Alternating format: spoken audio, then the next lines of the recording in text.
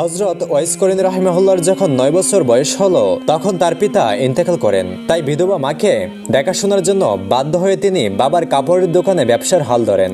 ব্যবসা করে যা উপার্জন করতেন তা দিয়ে মা ছেলের জীবন কোনোরকম ভাবে কেটে যাচ্ছিল। কিন্তু আল্লাহর ইচ্ছা বোঝা বড় কঠিন। একদিন ভোরবেলা তিনি দোকানে গিয়ে দেখলেন দোকানের সমস্ত মালামাল কারা যেন চুরি করে নিয়েছে। খবর শুনে তার মাও দোকানে আসলেন। তার মা দোকানের অবস্থা দেখে বললেন, বাবা ওয়াইস, এখন আমাদের কি হবে? এবার কি করে আমাদের দিন চলবে? তখন বালক ওয়াইস তার মাকে অভয় দিয়ে বললেন, আম্মা জান, আল্লাহ তাআলা যা করেন ভালোর জন্যই করেন। অতঃপর বালক ওয়াইস করিনী রাহিমাহুল্লাহ এক প্রতিবেশীর ভেড়া চড়ানোর কাজে নিযুক্ত হলেন। প্রতিদিন তিনি ভেড়ার পাল নিয়ে মাঠে যেতেন এবং ভেড়া চড়াতেন, আর ক্লান্ত হলে গাছের ছায়ে বসে আরাম করতেন। একদিন বালক ওয়াইস করিনী রাহিমাহুল্লাহ ভেড়ার পাল মাঠের মধ্যে ছেড়ে দিয়ে কাছের একটি জঙ্গলে প্রবেশ করলেন। গভীর জঙ্গলের ভেতর দিয়ে তিনি হাঁটছিলেন। যেতে যেতে হঠাৎ দেখতে পেলেন একজন দরবেশ সেখানে ধ্যানে মগ্ন আছেন। তিনি দরবেশের কাছে গিয়ে দাঁড়ালেন। হঠাৎ দরবেশের ধ্যান ভেঙে গেল। তখন দরবেশ বালক ওয়াইস করিনী রাহিমাহুল্লাহকে জিজ্ঞেস করলেন, বাবা, তুমি কে? আমার কাছে কি চাও? বালক ওয়াইস করিনী রাহিমাহুল্লাহ নিজের পরিচয় এবং অবস্থার কথা বর্ণনা দিলেন। তার অবস্থা শুনে দরবেশের দয়া হলো, তাই তাকে নিজের কাছে বসিয়ে অনেক সময় ধরে আলোচনা করলেন এবং বললেন, তুমি সময় পেলে আমার এখানে এসো, কিন্তু সাবধান, কাউকে সাথে নিয়ে আসবে না আর আমার কথা কারো কাছে বলবে না। তারপর থেকে বালক ওয়াইস করিনী রাহিমাহুল্লাহ বেড়াগুলো মাঠে ছেড়ে দিয়ে প্রতিদিন সেই দরবেশের আস্তানায় যেতেন। দরবেশ তাকে যা উপদেশ দিতেন তিনি তা মনোযোগ দিয়ে শুনতেন। তিনি সেখানে যতক্ষণ থাকতেন ততক্ষণ তার দুনিয়ার কোনো কথাই মনে থাকতো না। দরবেশ যখন বলতেন, বাবা যাও, এখন তুমি তোমার মালিকের ভেড়ার পাল দেখাশোনা করো, তখন তার ভেড়ার কথা মনে পড়তো এবং সেখান থেকে চলে আসতেন। একদিন দিনের বেলা ভেড়ার পাল নিয়ে বাড়িতে ফিরলেন। তখন মালিক দেখতে পেল যে অনেকগুলো ভেড়া হারিয়ে গিয়েছে। মালিক তাকে জিজ্ঞেস করলেন, হে ওয়াইস, আমার ভেড়াগুলো কমলো কেন? তুমি রাখালের দায়িত্ব থাকা অবস্থায় ভেড়াগুলো কোথায় হারিয়ে গেল? তখন ওয়াইস করিনী রাহিমাহুল্লাহ মালিককে কোনো উত্তর দিতে পারলেন না। ফলে মালিক রেগে গিয়ে তাকে কাজ থেকে বহিষ্কার করে দিলেন। অতঃপর তিনি চাকরি হারিয়ে আবার সেই দরবেশের কাছে চলে গেলেন। সারাদিন দরবেশের কথা শুনতেন আর বিকালবেলা জঙ্গল থেকে কিছু ফলমূল নিয়ে মায়ের কাছে আসতেন। অতঃপর ওয়াইস করিনী রাহিমাহুল্লাহ তরুণ যুবকে পরিণত হলেন। তখন তিনি নিজের বাড়িটা বিক্রি করে মাকে নিয়ে দূর জঙ্গলে চলে গেলেন। সেখানে একটা ছোট্ট ঘর বানিয়ে দুজনে নির্জনে বসবাস করতে শুরু করলেন। বাড়ি বিক্রির টাকা দিয়ে তিনি একটি দুধের উট কিনলেন। ফলে উটের দুধ আর জঙ্গলের ফলমূল খেয়েই তাদের দুজনের দিন কোনোরকম কেটে যেতে লাগলো। তারপর থেকে তিনি আর কখনো লোকালয়ে বের হতেন না। সেখানে তিনি ইবাদত বন্দেগী করতেন আর অন্ধ মায়ের খেদমত করতেন। তিনি যদিও আল্লাহ রাসূলের যুগের মুসলিম ছিলেন, কিন্তু অন্ধ মাকে রেখে কখনো রাসূলের সাথে দেখা করতে যেতে পারেননি। এদিকে একদিন সাহাবীদের সাথে কথা বলার সময় নবী করিম সাল্লাল্লাহু আলাইহি ওয়াসাল্লাম বললেন, আমার উম্মতের মধ্যে এমন একজন লোক আছেন যার সুপারিশে আল্লাহ তাআলা বনি মুজার এবং বনি রবিয়াদের যত বকরি রয়েছে এবং বকরিগুলোর গায়ে যত পশম রয়েছে ঠিক ততগুলো গুনাহগার উম্মতকে ক্ষমা করে আল্লাহ সুবহানাহু ওয়া তাআলা জান্নাত দান করবেন। তখন সাহাবায়ে কেরাম জিজ্ঞেস করলেন, হে আল্লাহর রাসূল, কে সেই ভাগ্যবান উম্মত? রাসূল সাল্লাল্লাহু আলাইহি ওয়াসাল্লাম বললেন, তার নাম হচ্ছে ওয়াইস করনী। তখন সাহাবায়ে কেরাম বললেন, কিন্তু কই, আমরা তো এই নামের কাউকে কোনোদিন আপনার কাছে আসতে দেখিনি, আপনি কি তাকে চেনেন? নবী করিম সাল্লাল্লাহু আলাইহি ওয়াসাল্লাম বললেন, আমি তাকে অবশ্যই চিনি, কিন্তু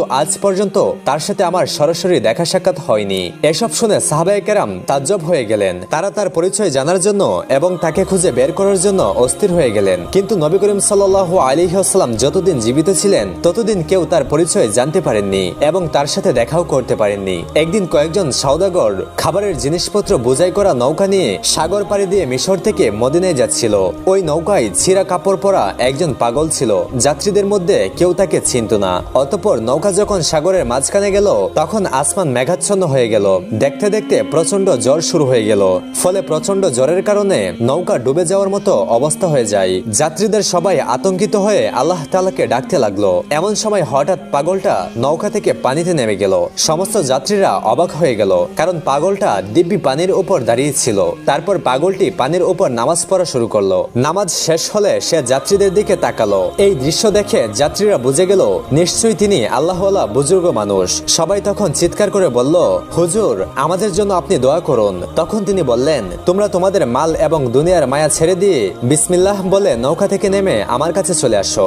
যাত্রীরা বলল, হুজুর, আমরা পানির উপর দিয়ে কিভাবে যাব? তখন তিনি রেগে গেলেন এবং বললেন, তোমরা দেরি করো না, তাড়াতাড়ি নৌকা থেকে নেমে আসো। তখন যাত্রীরা মনে মনে ভাবলেন যে এমনিতেও তো মরতে হবে, পানিতে নামলেও তো মরতেই হবে, তার চেয়ে ভালো তার কথা মেনেই দেখি কি হয়। এই ভেবে তারা সবাই নৌকা থেকে পানিতে নেমে পড়ল। কিন্তু আশ্চর্যের বিষয়, তাদের মনে হচ্ছিল তারা যেন মাটির উপর দাঁড়িয়ে আছে, তারা কেউই তলিয়ে যাচ্ছিল না। ফলে তারা হেঁটে হেঁটে পানির উপর দিয়ে তার কাছে গিয়ে দাঁড়ালো।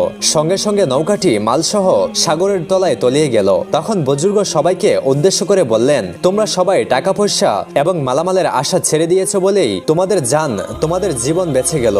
যদি লোভ সামলাতে না পেরে নৌকায় থাকতে, তাহলে তোমরা পানিতে ডুবে মারা যেতে। অতঃপর তারা পানির উপর দিয়ে হেঁটে হেঁটে সমুদ্রের কিনারায় গিয়ে উঠলেন। তখন সমস্ত যাত্রীরা সেই বুজুর্গকে বললেন, হুজুর, দয়া করে যদি আপনি আপনার পরিচয়টা দিতেন তাহলে আমরা খুশি হতাম। তখন তিনি বললেন, আমার নাম ওয়েস করনি, ইয়েমেন প্রদেশ নামক গ্রামের বাসিন্দা আমি। তখন যাত্রীরা বলল, হুজুর, মদিনায় দুর্ভিক্ষ দেখা দিয়েছে। খবর পেয়ে গরিবদের জন্য খাদ্যশস্য নিয়ে মিশর থেকে সেখানে যাচ্ছিলাম, কিন্তু নৌকা সহ সব জিনিসপত্র ডুবে গেল। আমরা এখন মদিনায় গিয়ে গরিবদেরকে কি দিব? তখন ওয়াইস করনি রহিমাহুল্লাহ বললেন, নৌকার মালপত্র এবং খাবার দাবার জিনিসগুলি যদি তোমরা ফিরে পাও, তাহলে কি সত্যিই তোমরা মদিনায় গিয়ে সেগুলো গরিবদেরকে দিবে? তখন তারা বলল, জি হুজুর, গরিবদেরকে সাহায্য করার জন্যই আমরা মিশর থেকে আসলাম। তখন ওয়াইস করনি রহিমাহুল্লাহ 2 রাকাত নামাজ পড়ে মোনাজাত করলেন, আল্লাহ তাআলার কাছে কি যেন বললেন। অতঃপর তাদেরকে বললেন, ওই যে দেখো, তোমাদের নৌকা খাদ্যশস্য সহ সমুদ্রের তীরে বেশি রয়েছে, তোমরা যাও, নৌকা নিয়ে জলদি মদিনায় চলে যাও। তারা অবাক হয়ে তাকিয়ে দেখলো সত্যি সত্যি মালভর্তি নৌকাটি সমুদ্রের তীরে বেশি রয়েছে।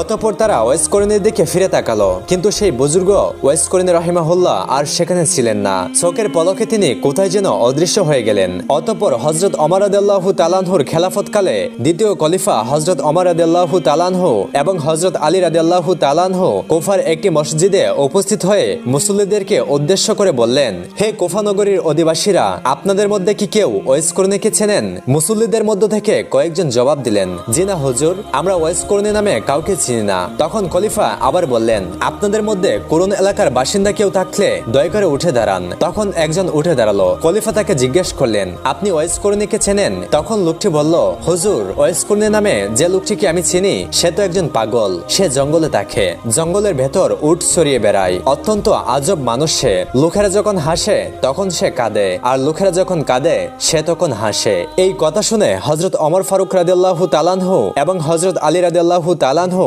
লোকটাকে সঙ্গে নিয়ে তাকে তালাশ করার জন্য বের হলেন। বহু খোঁজাখুঁজির পর তারা দেখতে পেলেন একজন লোক একটা গাছের নিচে নামাজ পড়ছেন, পাগলের মতো তার চেহারা। হযরত ওমর রাদিয়াল্লাহু তাআলা আনহু এবং হযরত আলী রাদিয়াল্লাহু তাআলা আনহু সেই গাছের কাছে গিয়ে চুপচাপ দাঁড়িয়ে রইলেন। অতঃপর হযরত ওয়াইস করনি রাহিমাহুল্লাহ নামাজ শেষ করে দুজনের দিকে ফিরে তাকালেন। হযরত আলী রাদিয়াল্লাহু তাআলা আনহু এবং হযরত ওমর রাদিয়াল্লাহু তাআলা আনহু প্রথমে ওয়াইস করনিকে সালাম দিলেন, তিনিও তাদের সালামের জবাব দিলেন। অতঃপর হযরত ওমর রাদিয়াল্লাহু তাআলা আনহু তাকে জিজ্ঞেস করলেন, আপনি কে?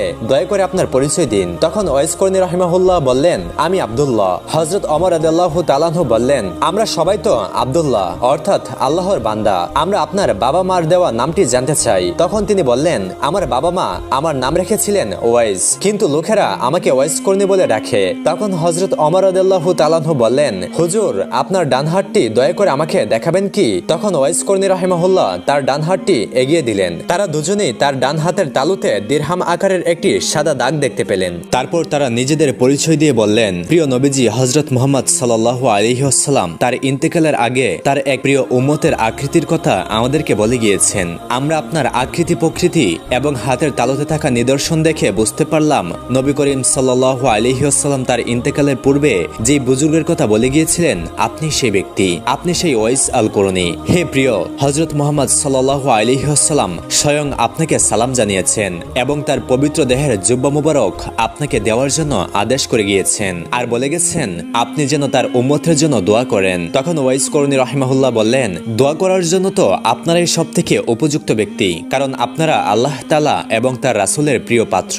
তখন ওমর রাদিয়াল্লাহু তাআলা আনহু বললেন, আমরা তো রাসূল সাল্লাল্লাহু আলাইহি ওয়াসাল্লামের উম্মতের জন্য দোয়া করেই থাকি, তবু আপনি রাসূল সাল্লাল্লাহু আলাইহি ওয়াসাল্লামের অনুরোধ রক্ষা করুন। তখন ওয়াইস করনি রাহিমাহুল্লাহ বললেন, হে খলিফা ওমর, আপনি হয়তো ভুল করছেন, রাসূল সাল্লাল্লাহু আলাইহি ওয়াসাল্লাম হয়তো অন্য কোনো ওয়াইসের কথা বলে গিয়েছেন, কারণ রাসূল সাল্লাল্লাহু আলাইহি ওয়াসাল্লামের সাথে আমার কোনোদিন দেখা হয়নি, এমনকি তার পবিত্র দেহের জুব্বার মর্যাদা রক্ষা করার যোগ্যতাও আমার নেই। তখন ওমর রাদিয়াল্লাহু তাআলা আনহু বললেন, না হুজুর, আমি একটু ভুল করিনি, রাসূল সাল্লাল্লাহু আলাইহি ওয়াসাল্লাম আমাকে যেসব নিদর্শনের কথা বলে গিয়েছিলেন তার প্রত্যেকটি আমি আপনার মধ্যে দেখতে পেয়েছি, সুতরাং আমার মনে এই কথা বলতে বিন্দুমাত্র সন্দেহ নেই যে আপনাকে রাসূল সাল্লাল্লাহু আলাইহি ওয়াসাল্লাম তার পবিত্র দেহের জুব্বাটি প্রদান করতে বলে গিয়েছেন। তখন ওয়াইস করিনী রাহিমাহুল্লাহ বললেন, বেশ, তাহলে রাসূল সাল্লাল্লাহু আলাইহি ওয়াসাল্লামের পবিত্র দেহের জুব্বা মোবারক আমাকে দিন, আমি এই জুব্বা পরিধান করে তার উম্মতের জন্য দোয়া করি। তখন হযরত ওমর রাদিয়াল্লাহু তাআলা আনহু ওয়াইস করিনী রাহিমাহুল্লাহর হাতে পবিত্র জুব্বা তুলে দিলেন। তিনি জুব্বাটি হাতে নিয়ে সামান্য একটু দূরে গেলেন,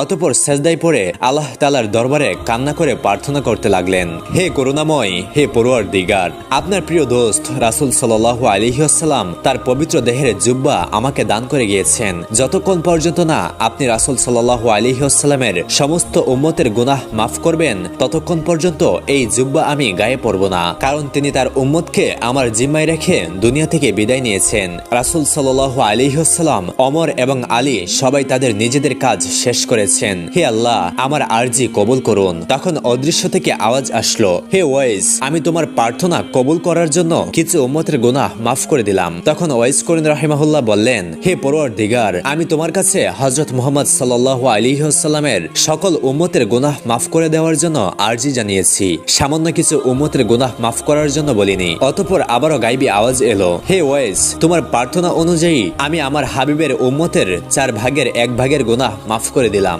হযরত ওয়াইস করিনী রাহিমাহুল্লাহ তাতেও রাজি হলেন না। তিনি সেজদা থেকে মাথা না উঠিয়ে আবারও আরজ করলেন, হে রাব্বুল আলামিন, তুমি রাসূল সাল্লাল্লাহু আলাইহি ওয়াসাল্লামের সমস্ত উম্মতের গুনাহ মাফ না করলে আমি রাসূল সাল্লাল্লাহু আলাইহি ওয়াসাল্লামের পবিত্র জুব্বা কিছুতেই গায়ে পরব না এবং সেজদা থেকে মাথাও উঠাবো না। ফলে আবারও অদৃশ্য থেকে আওয়াজ এলো, ওয়াইস, তুমি সেজদা থেকে মাথা উঠাও এবং আমার হাবিব মুহাম্মদ সাল্লাল্লাহু আলাইহি ওয়াসাল্লামের পবিত্র জুব্বা পরিধান করো। আমি শুধু তোমার প্রার্থনার খাতিরে রাসূল সাল্লাল্লাহু আলাইহি ওয়াসাল্লামের পাপী উম্মতের অর্ধেককে মাফ করে দিলাম। হযরত ওয়াইস করিনী রাহিমাহুল্লাহ এবং রহমানুর রহিমের মধ্যে যখন এমন কথা চলছিল, তখন আমিরুল মুমিনিন হযরত ওমর রাদিয়াল্লাহু তাআলা আনহু এবং হযরত আলী রাদিয়াল্লাহু তাআলা আনহু তার কাছে গিয়ে হাজির হলেন। তাদের দুজনের উপস্থিতিতে হযরত ওয়াইস করিনী রাহিমাহুল্লাহর ধ্যান ভেঙে গেল। আশেক এবং মাশুকের গোপন সূত্র ছিন্ন হওয়ায় তিনি সেজদা থেকে মাথা উঠিয়ে অত্যন্ত দুঃখের সাথে বললেন, কেন আপনারা এই সময় আমার সামনে এলেন? আপনারা যদি আর কিছুক্ষণ সময় অপেক্ষা করতেন তাহলে আমি হুজুর সাল্লাল্লাহু আলাইহি ওয়াসাল্লামের সমস্ত উম্মতকে মাফ না করা পর্যন্ত সেজদা থেকে মাথা উঠাতাম না। আপনারা আমার সামনে এসে সবকিছু নষ্ট করে দিলেন। তারপর ওয়াইস করিনী রাহিমাহুল্লাহ রাসূল সাল্লাল্লাহু আলাইহি ওয়াসাল্লামের পবিত্র জুব্বা পরিধান করলেন। অতঃপর আবারও আল্লাহ তাআলার দরবারে প্রার্থনা জানালেন, হে পরওয়ারদিগার, হে পরম দয়াময় আল্লাহ, তুমি তোমার পেয়ারা হাবিবের এই পবিত্র জুব্বার বরকতে বনি রবিয়া এবং বনি মুজার গোত্রের মেষপালের পশমের সমান সংখ্যক উম্মতে মুহাম্মাদের গুনাহ মাফ করে দাও। মুনাজাতের পর তিনি হযরত ওমর রাদিয়াল্লাহু তাআলা আনহু এবং হযরত আলী রাদিয়াল্লাহু তাআলা আনহুর দিকে তাকিয়ে বললেন, মেহেরবানি করে মহান আল্লাহ তাআলা বনি রবিয়া এবং বনি মুজার গোত্রের মেষপালের সমস্ত মেষের পশমের সমান সংখ্যক উম্মতে মুহাম্মাদের গুনাহ মাফ করে দিতে রাজি হয়েছেন। অতঃপর হযরত আলী রাদিয়াল্লাহু তাআলা আনহু ওয়াইস করিনী রাহিমাহুল্লাহকে বললেন, হুজুর,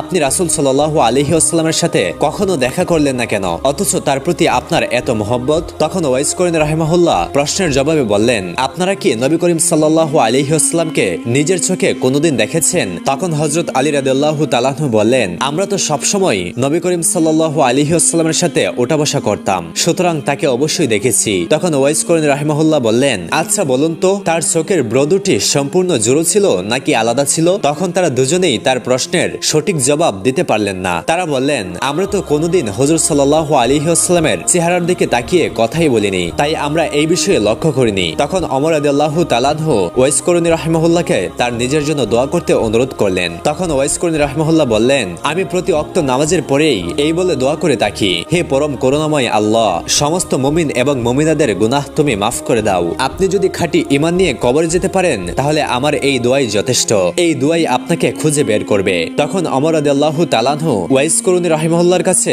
আরো কিছু নসিহত শুনতে চাইলেন। তখন ওয়াইস করিনী রাহিমাহুল্লাহ বললেন, আপনি কি সর্বশক্তিমান আল্লাহ তাআলাকে চিনেন? যদি তাকে ছাড়া অন্য আর কাউকে না চিনেন তাহলে আল্লাহ তাআলাকে জানাই আপনার জন্য সবচেয়ে ভালো। অতঃপর তিনি ওমর রাদিয়াল্লাহু তাআলা আনহুকে জিজ্ঞেস করলেন, হে ওমর, আল্লাহ কি আপনার সম্বন্ধে জানেন? তখন ওমর রাদিয়াল্লাহু তাআলা আনহু বললেন, তিনি হলেন আলিমুল গায়েব, নিশ্চয়ই তিনি আমার সম্বন্ধে সবকিছু জানেন। তখন ওয়াইস করিনী রাহিমাহুল্লাহ বললেন, তিনি ছাড়া আর কেউ যদি আপনাকে না জানে না চিনে তাহলে সেটাই আপনার জন্য ভালো। অতঃপর হযরত ওমর রাদিয়াল্লাহু তাআলা আনহু ওয়াইস করিনী রাহিমাহুল্লাহকে কিছু নাজারানা দিতে চাইলেন। জবাবে ওয়াইস করিনী রাহিমাহুল্লাহ নিজের পকেট থেকে 2টি দিরহাম বের করে বললেন, উট সরিয়ে এই দিরহাম দুটো পেয়েছিলাম, আপনি কি আমাকে এই নিশ্চয়তা দিতে পারবেন যে এগুলো খরচ না করা পর্যন্ত পর্যন্ত আমি এই দুনিয়াতে বেঁচে থাকবো? যদি পারেন তাহলে আমাকে নাজারানা দিন। আমি নিজে কিন্তু বিশ্বাস করতে পারছি না যে এই দিরহাম দুটো খরচ করার সুযোগ আমি পাবো। হয়তো তার আগেই আমাকে দুনিয়া ছেড়ে চলে যেতে হবে। অতঃপর কিছুক্ষণ চুপ করে থাকার পর হযরত ওয়াইস করনী রাহিমাহুল্লাহ তাদেরকে বললেন,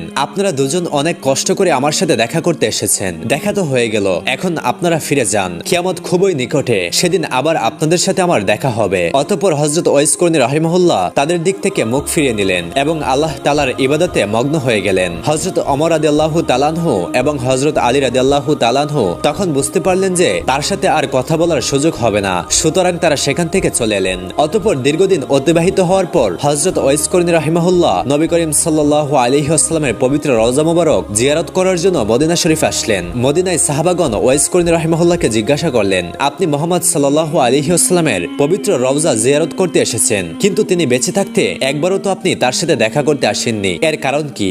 জবাবে হযরত ওয়াইস করনী রাহিমাহুল্লাহ বললেন, আমার বৃদ্ধা, অচল এবং অন্ধ মাকে ফেলে ইচ্ছে থাকা সত্ত্বেও আমি আসতে পারিনি। তখন সাহাবায়ে কেরাম বললেন, আমাদের সবারই তো পিতামাতা ছিলেন, কিন্তু আমরা তো আমাদের পিতামাতার চেয়ে নবী করিম সাল্লাল্লাহু আলাইহি ওয়াসাল্লামকে মন প্রাণ দিয়ে বেশি ভালোবাসতাম। তখন ওয়াইস করনী রাহিমাহুল্লাহ বললেন, আপনারা তো সবসময় রাসূল সাল্লাল্লাহু আলাইহি ওয়াসাল্লামের দরবারে ছিলেন, তাকে কাছ থেকে প্রতিদিনই দেখেছেন, তাকে মন উজাড় করে ভালোবাসতেন। আচ্ছা বলুন তো দেখি তার চেহারা মোবারক কেমন ছিল? তখন সাহাবায়ে কেরাম রাসূল সাল্লাল্লাহু আলাইহি ওয়াসাল্লামের চেহারার কিছু বর্ণনা দিতে শুরু করলেন। তখন ওয়াইস করনী রাহিমাহুল্লাহ বললেন, আপনারা যা বললেন সে তো তার বাহিরের আকৃতির কথা, কিন্তু তার বাতিনি আকৃতির কথা তো কিছুই বললেন না। সাহাবায়ে কেরাম তখন জবাব দিতে না পেরে বললেন, হুজুর তাহলে আপনি বলুন। তখন ওয়াইস করনী রাহিমাহুল্লাহ এমন ভাবে রাসূল সাল্লাল্লাহু আলাইহি ওয়াসাল্লামের আকৃতির বর্ণনা দিলেন যে সাহাবায়ে কেরাম কেউই তার কথা অস্বীকার করার কোনো সুযোগ পেলেন না। তার বর্ণনা শুনে নতুন করে তারা নবীজিকে দেখতে পেলেন। তখন তারা সবাই কেঁদে ফেললেন। অতঃপর তিনি পবিত্র রওজা মুবারক জিয়ারত করতে গেলেন।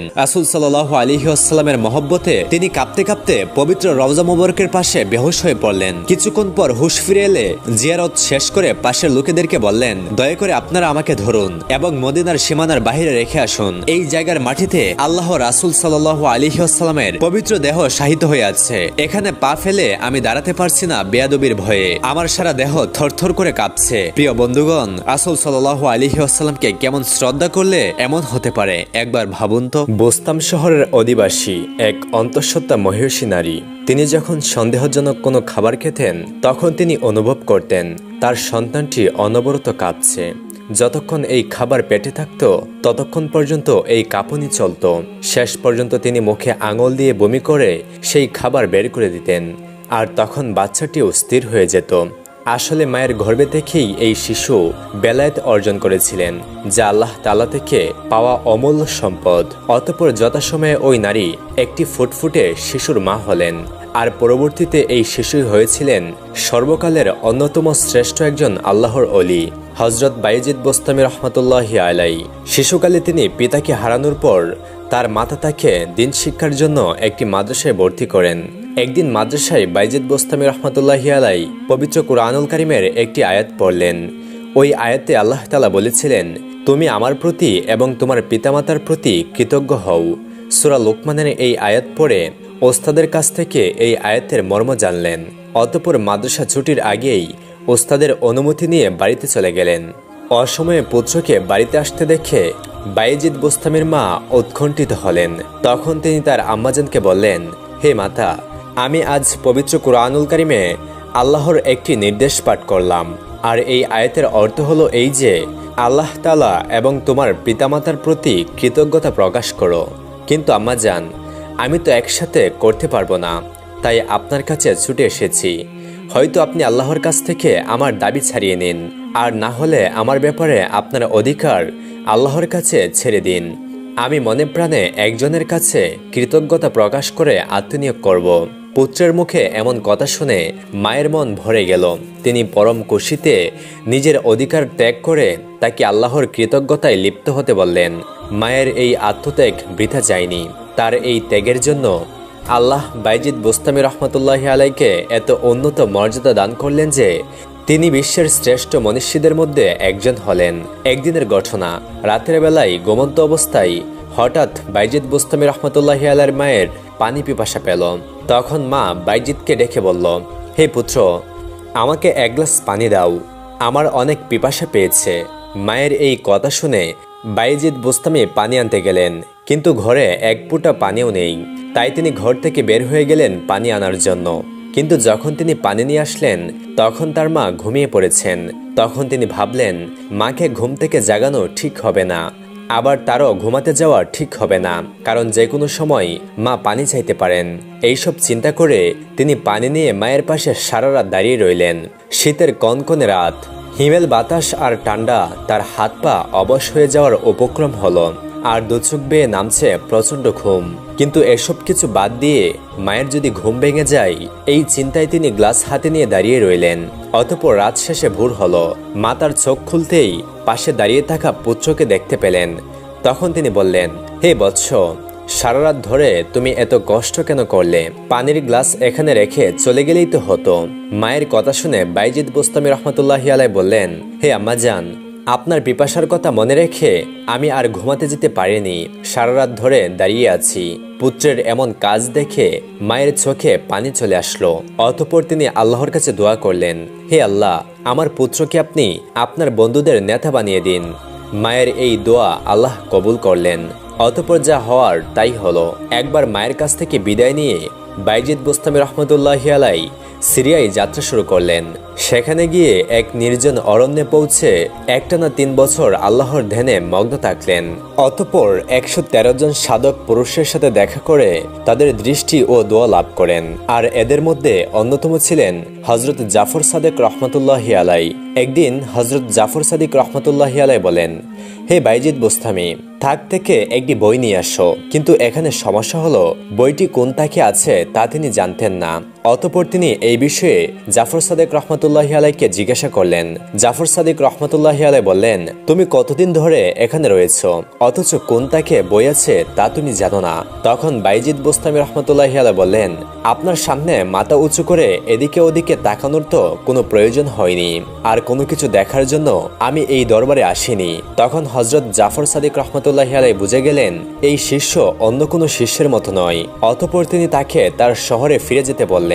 ওস্তাদের কথা মতো তিনি বুস্তাম শহরের দিকে রওনা দিলেন। এদিকে পুত্রের ফিরে আসার অপেক্ষায় মা জননী আল্লাহ তাআলার কাছে দোয়া করছিলেন আর বলছিলেন, হে আল্লাহ, আপনি আমার পুত্রের মঙ্গল করুন। আপনার অলিগণ যেন তার প্রতি সন্তুষ্ট থাকেন। আপনি তার পবিত্র ইচ্ছা পূর্ণ করুন। এদিকে ঘরের দরজায় দাঁড়িয়ে বাইজিদ বুস্তামি রহমতুল্লাহি আলাইহি তার মায়ের কথাগুলো শুনছিলেন।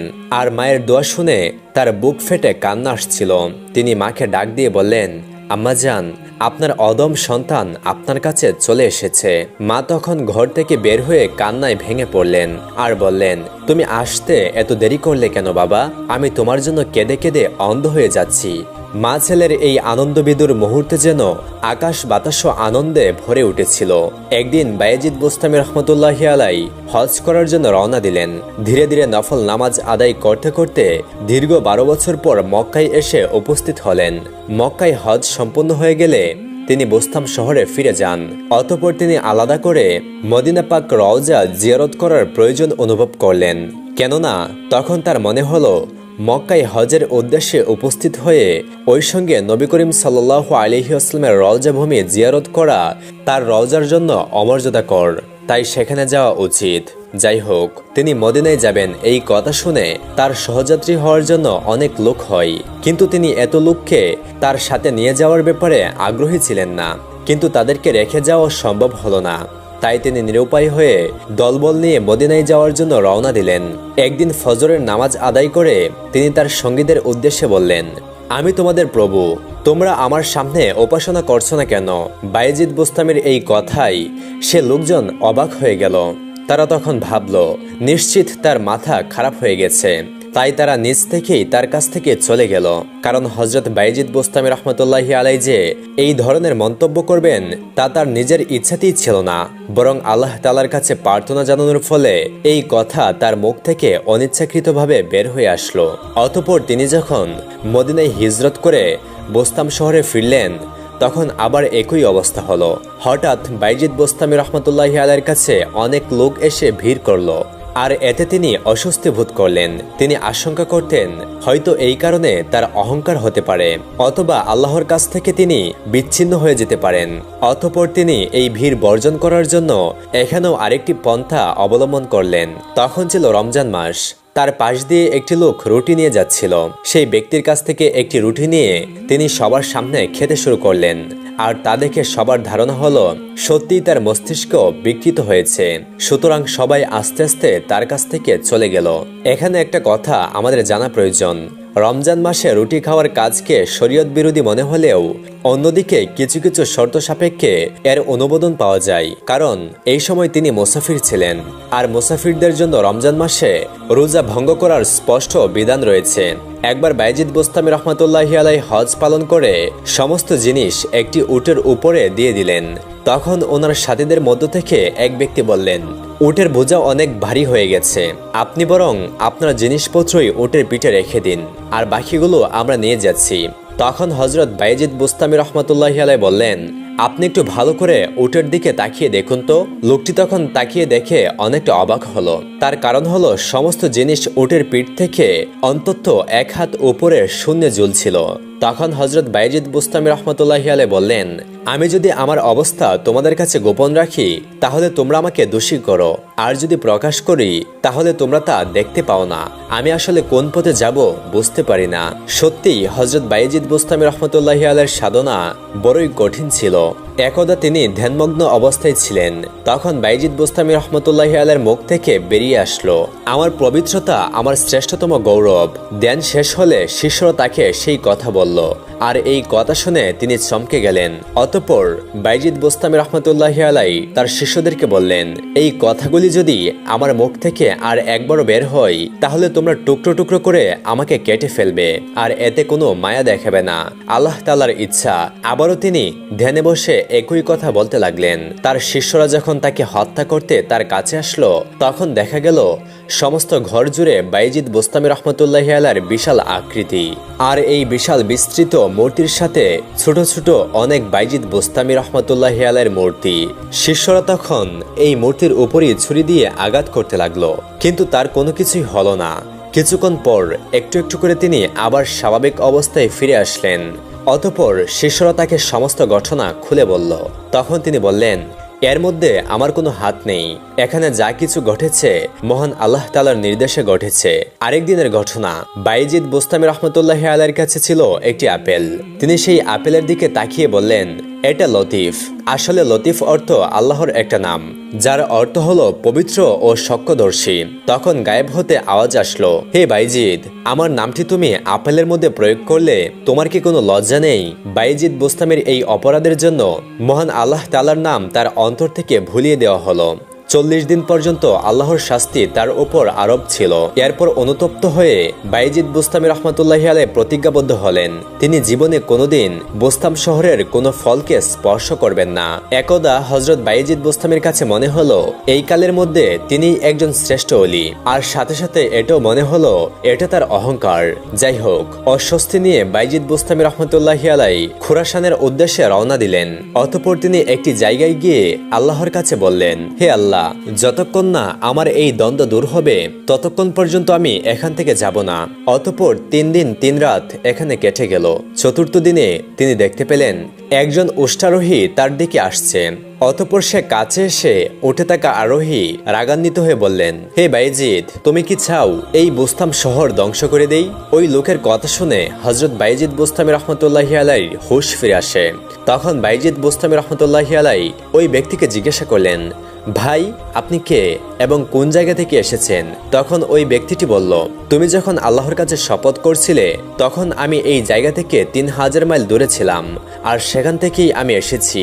তোমাকে আমি সাবধান করে গেলাম, তোমার মনকে তুমি নিয়ন্ত্রণে রেখো। এই কথা বলে সেই উষ্টারোহী অদৃশ্য হয়ে গেলেন। হজরত আবু তারাব রহমতুল্লাহি আলাইহির একজন শিষ্য সাধনা বলে মারিফতের বিষয়ে উচ্চস্থানের অধিকারী হন।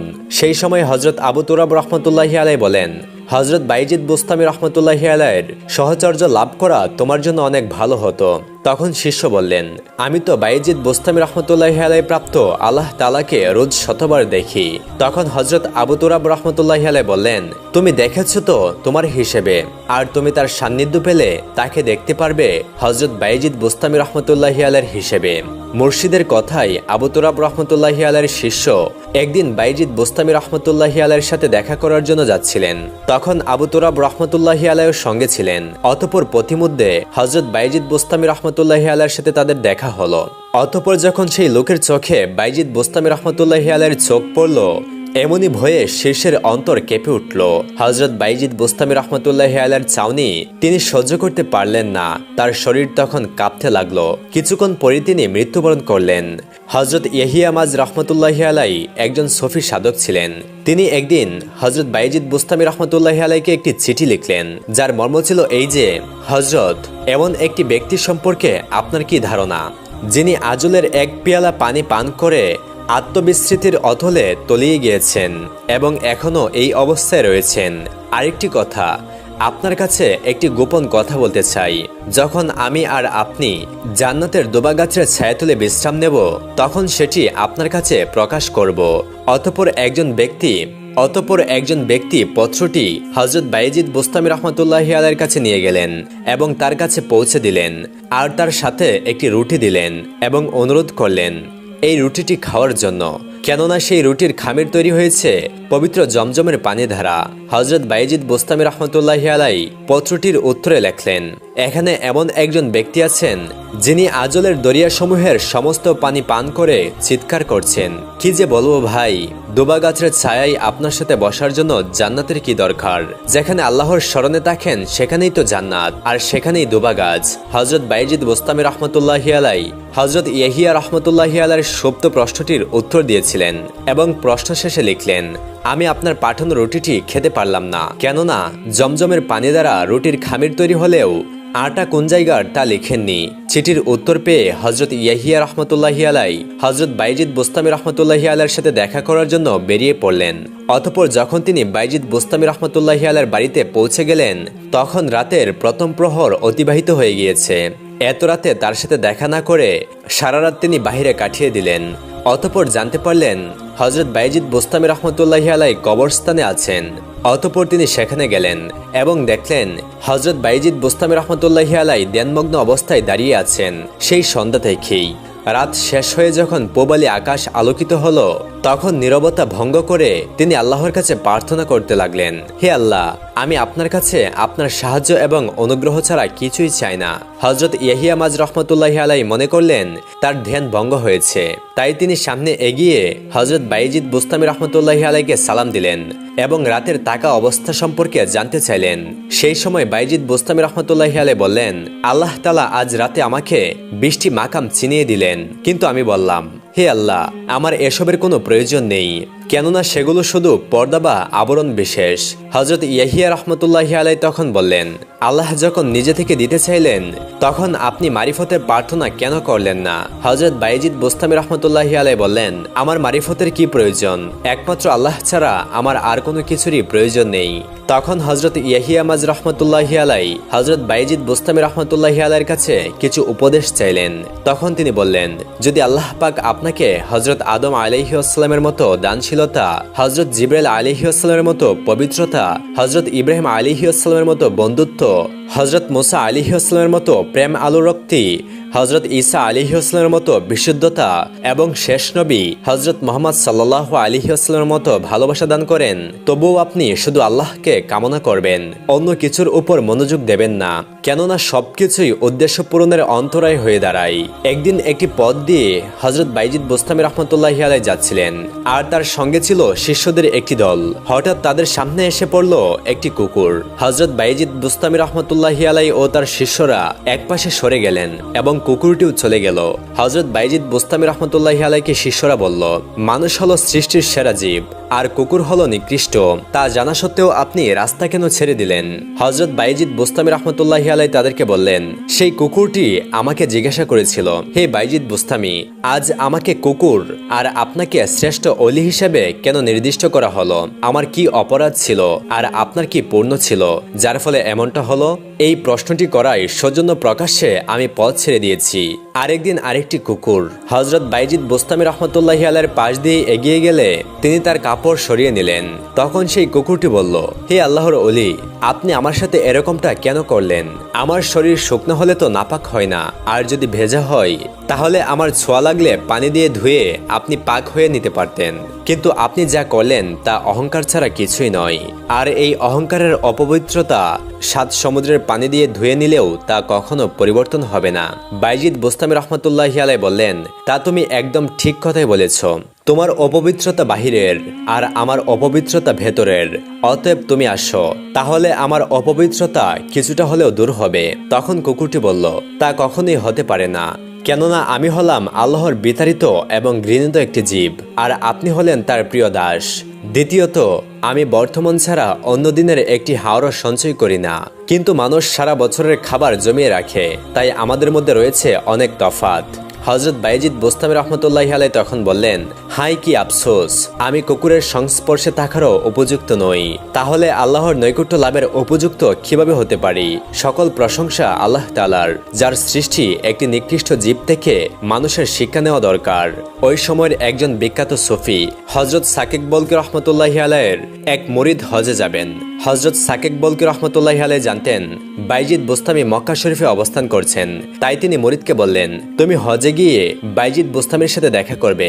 অতঃপর মুরিদ হযরত বাইজিদ বুস্তামি রাহমাতুল্লাহি আলাইহির সাথে দেখা করলেন। ফলে বাইজিদ বুস্তামি রাহমাতুল্লাহি আলাইহি তার ওস্তাদ সাকিক সম্পর্কে জিজ্ঞাসা করলেন। তখন মুরিদ বললেন, তার গুরু সৃষ্টির মুখাপেক্ষী নন, তিনি তাওয়াক্কুলকে শক্তভাবে ধরে রাখছেন। আকাশ যদি আমার মতো আর মাটি যদি লোহার মতো হয়, জমিন যদি ফসল না দেয়, আকাশ থেকে যদি বৃষ্টি না ঝরে, পৃথিবীর সকল প্রাণী যদি তার পরিবারভুক্ত হয়, তবুও তিনি তাওয়াক্কুল ছেড়ে দিবেন না। মুরিদের কথা শুনে হযরত বাইজিদ বুস্তামি রাহমাতুল্লাহি আলাইহি বললেন, এই যে একেবারে কুফরি ও শিরিকের কাজ। বাইজিদ যদি একটি কাকও হয়ে যায়, তবুও সে যেন তার শহরে কখনো উড়ে না যায়। তিনি সাকিক বলকি রাহমাতুল্লাহি আলাইহিকে আরো বললেন, ক্ষুধার্ত হলে মানুষের কাছ থেকে খাদ্য গ্রহণ করে তুমি ক্ষুধা দূর করবে, এটা কোনো অন্যায় নয়। সেক্ষেত্রে তাওয়াক্কুলের কথা মুখে পর্যন্ত আনবে না। আর তার কারণ, আমার ভয় হয় ওই অবস্থায় তুমি এমন পাপ করে বসবে যার ফলে তোমার শহর পর্যন্ত ধ্বংস হয়ে যেতে পারে। অতঃপর মুরিদ দেশে ফিরে গিয়ে তার মুসাফিরদেরকে সব কথা বলবেন।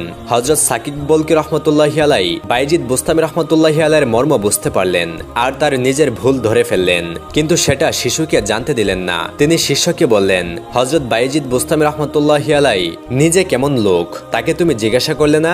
মুরিদ কোনো জবাব দিতে না পেরে চলে গেলেন হযরত বাইজিদ বুস্তামি রাহমাতুল্লাহি আলাইহির দরবারে আর তার পীরের প্রশ্নটি তুলে ধরলেন। হযরত বাইজিদ বুস্তামি রাহমাতুল্লাহি আলাইহি বলেন, এটাই তোমাদের সমস্ত বড় একটি ভুল। আগেই বলেছি আমি তাওয়াক্কিল নই, যদি তাই হতাম তাহলে কেউ কাটা হতাম, কিন্তু যেহেতু কিছুই নই, অতএব আমার তাওয়াক্কুলের প্রশ্নই ওঠে না। হযরত সাকিক বলকি রাহমাতুল্লাহি আলাইহির মুরিদ হযরত বাইজিদ বুস্তামি রাহমাতুল্লাহি আলাইহির কাছে এই কথার ঘোর রহস্য উপলব্ধি করতে না পেরে আবার ফিরে এলেন হযরত সাকিক বলকি রাহমাতুল্লাহি আলাইহির কাছে। এসে দেখলেন তিনি মুমূর্ষ অবস্থায়, তার মৃত্যু আসন্ন। দেরি না করে তিনি বাইজিদ বুস্তামি রাহমাতুল্লাহি আলাইহির কথাগুলো পীরের কাছে বললেন। হযরত সাকিক বলকি রাহমাতুল্লাহি আলাইহি অন্তিম মুহূর্তে তার ভুল বুঝতে পারলেন আর তওবা করলেন। কিছুক্ষণ পরে তিনি শেষ নিঃশ্বাস ত্যাগ করলেন। একবার বোস্তামে অনাবৃষ্টি ও দুর্ভিক্ষ দেখা দিল। শহরবাসী আল্লাহর দরবারে বৃষ্টির জন্য ইস্তেগফার নামাজ আদায় করলো, কিন্তু কিছুই হলো না। এক ফোঁটা বৃষ্টিও আকাশ থেকে ঝরলো না। হযরত বাইজিদ বুস্তামি রাহমাতুল্লাহি আলাইহি তখন শহরের বাইরে ছিলেন। হঠাৎ তিনি ফিরে এলেন। শহরের লোকেরা তাকে ধরলেন। তিনি যেন বৃষ্টির জন্য আল্লাহর কাছে দোয়া করেন। হযরত বাইজিদ বুস্তামি রাহমাতুল্লাহি আলাইহি বসে বসে আল্লাহর কাছে কি যেন বললেন। অতঃপর জনগণকে বললেন, তোমরা যাও, বাড়ি ফিরে গিয়ে পানি নিকাশ নালাগুলি পরিষ্কার করো। তারা বাড়ি পৌঁছাবার আগেই সারা আকাশ চেয়ে গেল ঘন কালো মেঘ, মুষলধারী শুরু হয়ে গেল বৃষ্টি, আর তার স্থায়ী হলো দীর্ঘক্ষণ। হযরত বাইজিদ বুস্তামি রাহমাতুল্লাহি আলাইহির মুর্শিদ ছিলেন একজন বৃদ্ধ মহিলা। একবার এক বনের পাশে তার সঙ্গে বাইজিদ বুস্তামি রাহমাতুল্লাহি আলাইহির দেখা হয়। একজন বৃদ্ধার মাথায় আটার বস্তা নিয়ে তিনি পথ চলছিলেন খুব কষ্ট করে। হযরত বাইজিদ বুস্তামি রাহমাতুল্লাহি আলাইহিকে দেখে তাকে সেটি তার বাড়িতে পৌঁছে দিতে বললেন। আর ঠিক ওই সময় বন থেকে বেরিয়ে আসে একটি বাঘ। হযরত বাইজিদ বুস্তামি রাহমাতুল্লাহি আলাইহি বাঘটিকে কাছে ডেকে তার পিঠে আটার বস্তা তুলে দিয়ে বৃদ্ধার বাড়িতে দিয়ে আসতে বললেন। বাঘটি রাজি হয়। অতঃপর তিনি বৃদ্ধাকে জিজ্ঞাসা করলেন, পাড়ায় গিয়ে তিনি লোকেদেরকে কি বলবেন? বৃদ্ধা তখন জবাব দেয়, বলবো যে আজ এক আত্মত্যাগ অভিমানী অত্যাচারীর সঙ্গে আমার দেখা হয়েছিল। বৃদ্ধার এই কথা শুনে বাইজিদ বুস্তামি রাহমাতুল্লাহি আলাইহি বলেন, সে কি, আমি আবার আত্ম অভিমানী হলাম কিভাবে? বৃদ্ধা বললেন, বাঘ কখনো বোঝা লয় না, অথচ তুমি তার পিঠে বোঝা চাপিয়ে দিলে। এটা কি বাঘের উপর জুলুম করা হলো না? আর তোমার মনের ইচ্ছা এই, তোমার অলৌকিক শক্তির কথা আমাদের পাড়ায় প্রচারিত হোক, সবাই তোমার প্রশংসা করুক। এটা কি আত্ম অভিমানী নয়? হযরত বাইজিদ বুস্তামি রাহমাতুল্লাহি আলাইহি তার কথা উল্লেখ করে বলতেন, ওই বৃদ্ধাকে আমি আমার শ্রেষ্ঠ মুর্শিদ হিসেবে গণ্য করেছি। হযরত বাইজিদ বুস্তামি রাহমাতুল্লাহি আলাইহি দীর্ঘজীবী ছিলেন। আজীবন মারিফতের গভীর গহীন পথে দৃঢ় সাধনায় লিপ্ত ছিলেন। অবশেষে একদিন প্রিয় মাসুকের সঙ্গে মিলিত হবার জন্য উন্মুখ হয়ে পড়েন। আর মাসুকও তার পরম প্রিয়জনকে নিজের কাছে নেবার জন্য ডাক পাঠালেন। আর সেই ডাকে সাড়া দিয়ে তিনিও তার অগণিত শুভানুধ্যায়ীদের পেছনে ফেলে রেখে 134 হিজরি সনে মাটির পৃথিবী ছেড়ে লাব্বাইক বলে তার কাছে চলে গেলেন। ইন্না লিল্লাহি ওয়া ইন্না ইলাইহি রাজিউন। শোনা যায় মৃত্যু আসন্ন হলে আল্লাহু আকবার বলে তিনি জিগিরে মগ্ন ছিলেন। একেবারে চরম মুহূর্তে উচ্চারিত হয় এই অন্তর্বাণী, হে আল্লাহ, আজীবন আমি আপনাকে স্মরণ করে এসেছি উদাসীন ভাবে, আর এখন এই শেষ মুহূর্তেও আমি আপনার স্মরণে উদাসীন রয়েছি। আমি চরম কৃতজ্ঞ। আমি জানি না আপনার সাথে মিলিত হবার যোগ্য বলে আমি বিবেচিত হব কিনা। তিনি যখন এই শেষ প্রার্থনা উচ্চারণ করেছিলেন তখন তার পবিত্র আত্মা ধীরে ধীরে তার পার্থিব দেহ থেকে বিদায় নিচ্ছিল। আল্লাহু আকবার।